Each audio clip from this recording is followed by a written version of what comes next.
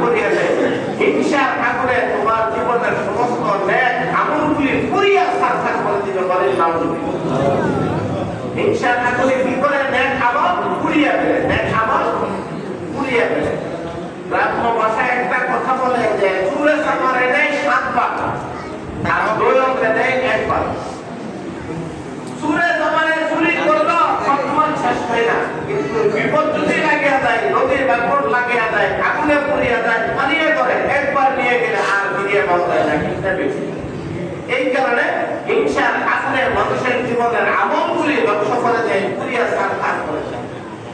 যেমন আপনাদের স্বাভাবিক পর্যায়ে আরেকটা কথা বলি, আপনাদের আমাদের সকলের গ্রাম্য ভাষায় একটা কথা বলে, কাঁঠাল হলো জাতীয় ফল। বাংলাদেশের ফল কি জাতীয় ফল? কাঁঠাল। কাঁঠাল হলো জাতীয় ফল, সবচেয়ে বড় প্রধান ফল। এটা হলো বড় দামি। আর আম হলো স্বাভাবিক। তাহলে আম যদি পচিয়া যায়, আম যদি নদীতে পচে আবার এই পচাটাও কাটিয়া কাটিয়া বানাই দেয়, দিয়া তারপরে পাখিটারে দুধের সাথে মিশায়। কিসের সাথে মিশায়? খাইছেন কিনা? আম কিসের সাথে খায়? দুধের সাথে। এই কারণে বলে আম পচলে দুধও বাড়ে। কাঁঠাল জাতীয় ফল, এত দামি ফল যদি পচিয়া যায়, কই পাশে?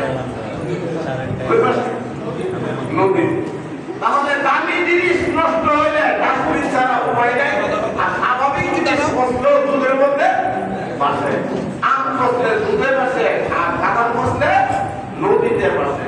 ঠিক এইরকম খেয়াল করে চলতে হবে। আমরা আমার শ্রেষ্ঠ জাতির মানুষ, 2 নম্বরে আমাদের নাম হলো মুসলমান, শ্রেষ্ঠ উম্মত। আমরা যদি নিজেরা নষ্ট হয়ে যাই, তাহলে আমরা কিন্তু বরবাদ হয়ে যাব। আর আমাদের মধ্যে এই গুণটা, এই খারাপ গুণটা আসল করবে বেশি। কাঁঠাল যদি ভাঙে, কাঁঠালের মধ্যে মাছি বয় বেশি। কি বয়? মাছি। মাছি কি করে? রোগ ছড়ায়। কি করে? মাছি রোগ ছড়ায় না? এই কারণে রোগ যে জিনিসে ছড়ায়, ওই জিনিসটা কাঁঠালের মধ্যে বয় বেশি। আমরা যেহেতু শ্রেষ্ঠ, এই কারণে আমাদের কাছে শয়তান, আমাদের বাপ আমাকে ধোঁকা দিতে বেশি, আমাদের ক্ষতি করার চেষ্টা করে। ঠিক না বেশি? এই কারণে আমাদের ভিতর থেকে কয়েকটা কথা, যেমন 1 নম্বরে আমরা একজন আরেকজনকে দেখলে একটু বাঁকা তারা হইয়া,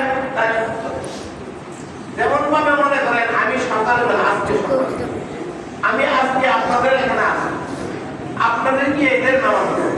আমি তো আপনাদের মধ্যে, কারণ আল্লাহ বলেন ওমান আহসানু কওলান মিম্মান দাআ ইলাল্লাহি ওয়া আমিলা সালিহান ওয়া ক্বালা ইন্নানি মিনাল মুসলিমিন। কুরআনের আয়াতে আল্লাহ বলেন ওই ব্যক্তির চাইতে শ্রেষ্ঠ কে আর হইতে পারে যে আল্লাহ বলা মানুষগুলিকে আল্লাহর সাথে মিলাই দেওয়ার চেষ্টা করে, অর্থাৎ দাওয়াতের কাজ। ওয়া আমিলা সালিহান, 2 নম্বরের উপর নিজেও আমল করে। কয়টা করেছে? কোন কয়টা হয়েছে? 2টা। ওয়া আমিলা সালিহান 2 নম্বরের উপর।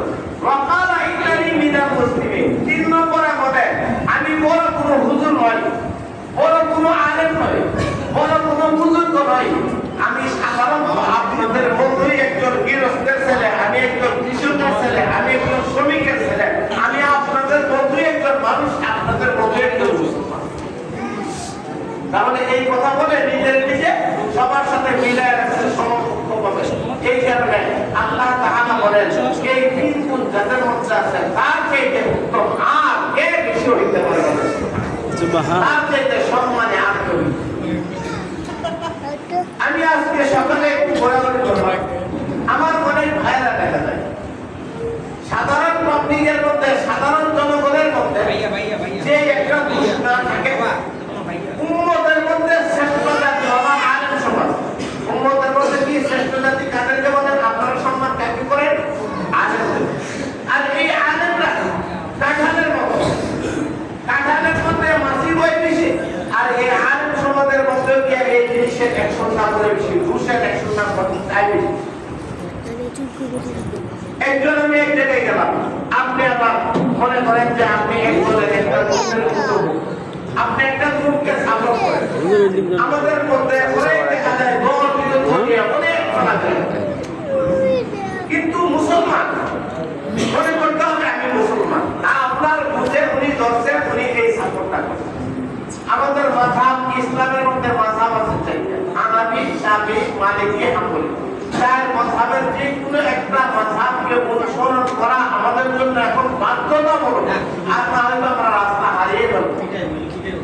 উৎপন্ন মাসআলা সংক্রান্ত ব্যাপার আমরা আওয়াজ লাগিয়ে যেমন নিজের ইমানও নষ্ট করে ফেলতে পারি। এই কারণে কারো না কারো অনুসরণ করা, কোন একজন ইমামকে অনুসরণ করা, তার মস্তক প্রবাদে মাসআলাগুলি মানিয়ে সঠিক থাকা আমাদের দরকার।